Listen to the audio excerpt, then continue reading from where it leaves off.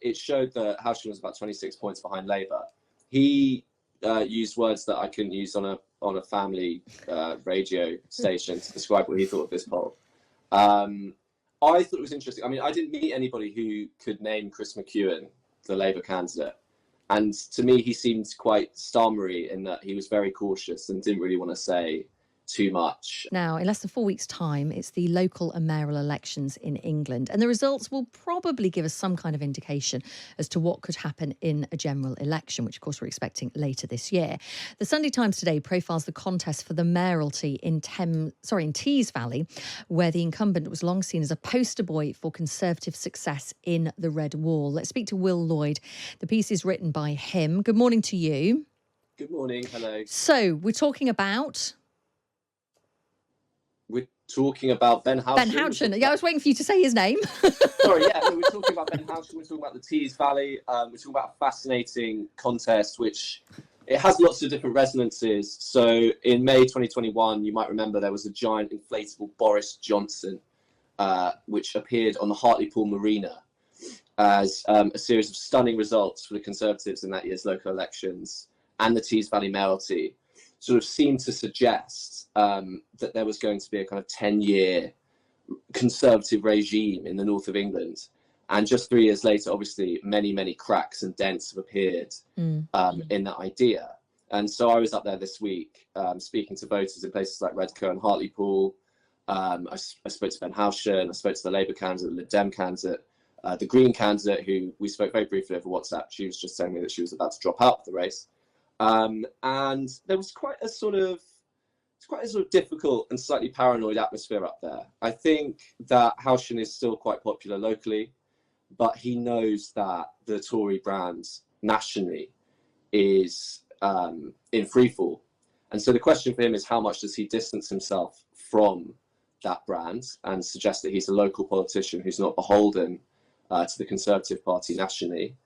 And how much can Labour paint him as a kind of miniature Boris Johnson who doesn't really care about local people and is more interested in palling about with Conservatives in the House of Lords, where he was ennobled in Boris Johnson's resignation honours list. So that's what's going on up there. So of the people that you spoke to, is Ben Houchen successfully managing to separate himself from the free fall, as you put it, of the Conservative Party? Is he still seen on his own merits, or is he just kind of lumped in with the problems of government? I think the first thing you notice when you speak to people up there is a widespread indifference to politics, both national and local. So you'll meet a lot of people who say, oh, what mayoral election? Oh, who's Ben Houchen? If they do know Ben Houchen, they know that he nationalised the airport in Tees Valley in 2019, which was a very, very popular move. And I think that's the thing he's most associated with out there. The difficulty in terms of him distancing himself, which he has sort of done through Facebook posts, where he says, look, I'm fighting for you. It's not about what he calls Westminster nonsense. He has sort of tried to do that. At the same time, while I was up there, Rishi Sunak did visit the northeast. He did have a tour of the Freeport up there, which is a big project, multi-million-pound project, which is like a sort of free trade zone, tax-free free trade zone, which is an idea that Sunak and Houchen basically came up with together. And so the only person I did meet in the northeast who said positive things about Rishi Sunak was Ben Houchen. So gosh, okay.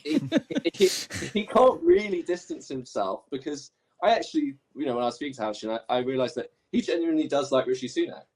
I mean, he's not going to lie about that. But also he knows that this is a problem, because Sunak is kind of toxic up there.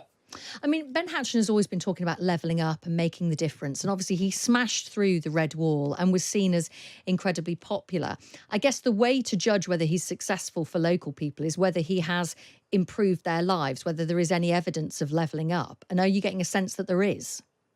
Well, things are definitely happening at Teesworks. There are big multinational companies there that have announced investments and announced projects. And there's this huge area there.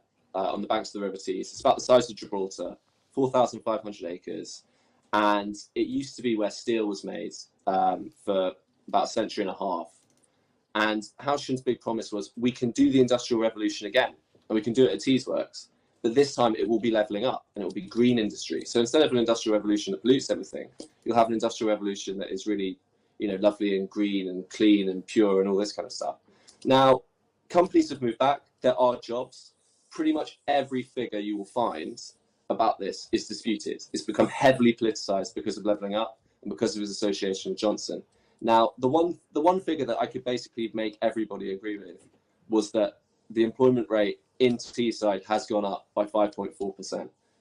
Now that has happened, and I did speak to people who said, "Oh, my nephew is working in construction on the new wind turbine factory that's being built up there, and that's really good," and they can associate that with Houchen. So yes, I think there is a sense, quite a low-key one, that things are changing and things are slightly better. But it's not a big, dramatic, sort of Boris Johnson style, like, boom. It's not like an explosion of levelling up.